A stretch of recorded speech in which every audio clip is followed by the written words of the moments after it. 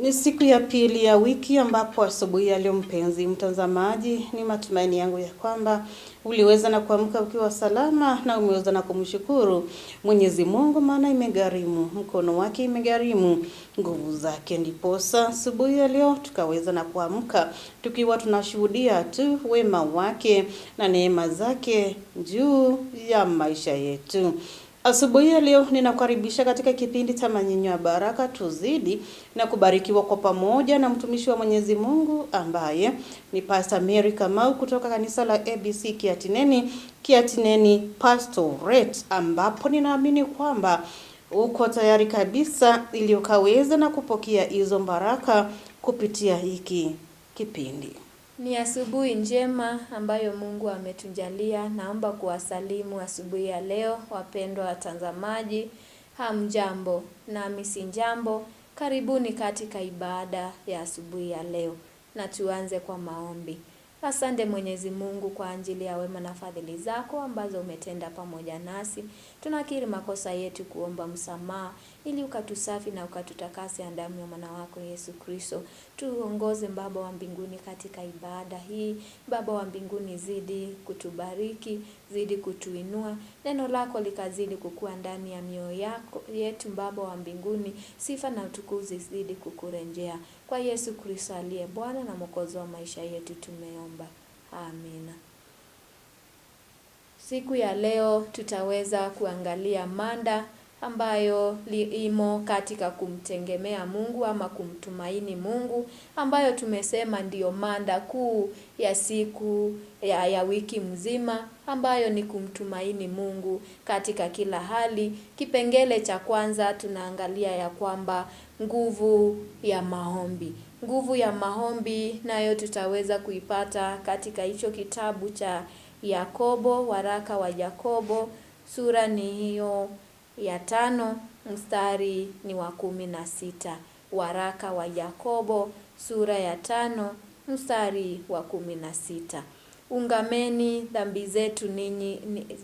dhambi zenu ninyi kwa ninyi na kuombeana mpate kuponywa. Kuomba kwake mwenye haki kwafaa sana, akiomba kwa bidii.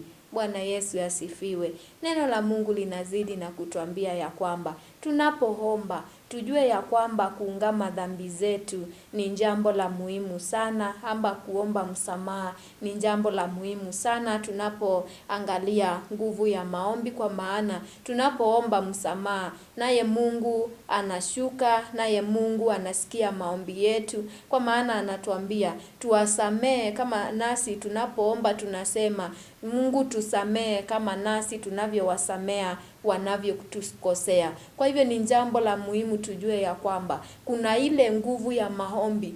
Wakati ambapo tunaomba Mungu anatusikia. Wakati ambapo tunaomba anasema anasikia maombi ya mwenye haki, na anasema ya kwamba tukiomba kwa imani tutaweza kuponywa, na tukizidisha maombi anasema maombi ya mwenye haki yanafaa sana akiomba kwa bidii. Kwa hivyo ni jambo la muhimu sana ili tunjikaze, ili tunjitie nguvu, tujue ya kwamba hata tukisinzia katika mambo yetu ama tukisinzia wapi, tusisinzie. Ni jambo la muhimu sana tujue ya kwamba tusisinzie kuomba, tusisinzie kumtafuta Mungu, na tusisinzie pia kutafuta uso wa Mungu, kwa maana anasema kuomba kwa mwenye haki kwafaa sana akiomba kwa bidii. Kwa hivyo tuombe kwa bidii tukijua ya kwamba maombi ni mawasiliano kati yetu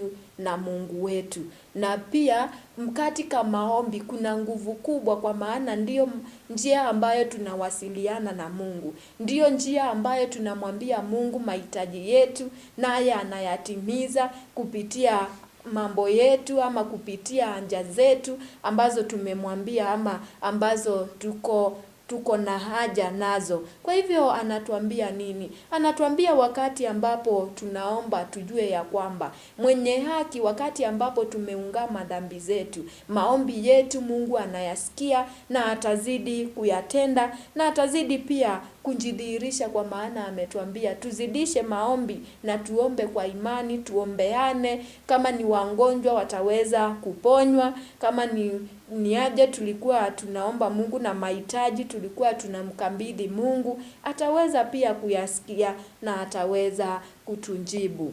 Jambo la pili, ametuambia ya kwamba tukiomba kwa imani bila kukata tamaa, yeye anaweza. Ndio maana tumeambiwa kuomba kwa bidii. Mtu mwenye bidii akati tamaa. Mtu mwenye anajua chenye anatafuta anazidisha, anajitia nguvu na kujua ya kwamba hata kama sio leo maombi yangu yatasikika. Hata kama sio leo maombi yangu yatajibiwa. Ninajua ya kwamba kuna siku ambayo Mungu ataenda na kujibu maombi yangu. Kwa hivyo tuzidishe maombi, tuombe kwa bidii na kwa imani bila kukata tamaa. Pia tunaambiwa ya kwamba katika maombi yetu tuzidi kumshukuru Mungu katika kila jambo, ama katika maombi yetu tujue ya kwamba hata wakati ambapo wewe uko mahala hapa, msikilizaji ambao unasikia, ambao unatazama, wakati ambapo uko mahala hapa, unajua ya kwamba Mungu anakujua na Mungu anajua hali yako, na Mungu pia atajidhihirisha katika hali zako na katika maombi yako ambayo unamuomba. Kwa hivyo tuzidi kumshukuru ya Mungu na tujue ya kwamba ni yeye ametukirimia baraka na kuwa mahali hapa, kuwa mahali ulipo, kuwa hata kazini ulipo, na kuwa katika ile hali ambao umo ndani yake. Ni Mungu ambaye amekuwezesha, na ni Mungu ambaye pia anajua hata kama uko katika hali ngumu, hata kama uko katika hali ya changamoto, anajua ya kwamba ataweza kukutoa mahali hapo na utazidi kumshukuru. Pia tunaambiwa tuzidi kuwaombea wengine. Wakati mwingine tunakuwa wadhaifu katika maombi, ama tunakuwa wachoyo katika maombi. Kwa maana tunapoomba tunajua haja zetu, tunawasilisha tu kwa Mungu, lakini hatuwakumbuki wengine ambao wamo katika shida, ambao ni wagonjwa, ambao pia hututuma maombi wakati wowote ule tunapotamka ombi kwa Mungu tuwaombee. Kwa hivyo tuwakumbuke, kwa maana neno la Mungu linatuambia tuzidi kuombeana.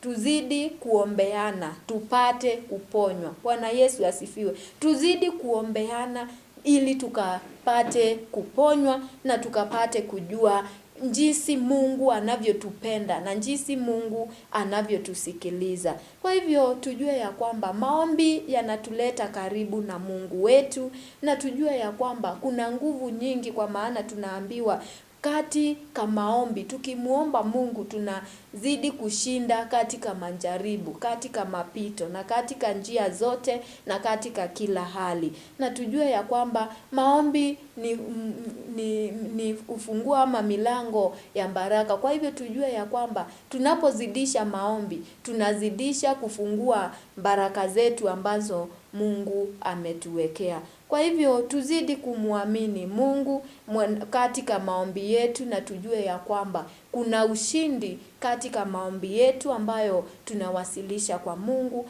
ambayo Mungu tunamuomba Mungu na Mungu anatuona na atazidi kututendea na atazidi kututimizia, tukiomba katika imani na tukiomba kwa bidii. Bwana na atubariki na abariki neno lake. Amina. Na tuombe. Asante Mwenyezi Mungu kwa ajili ya wema wako, upendo wako Baba wa mbinguni.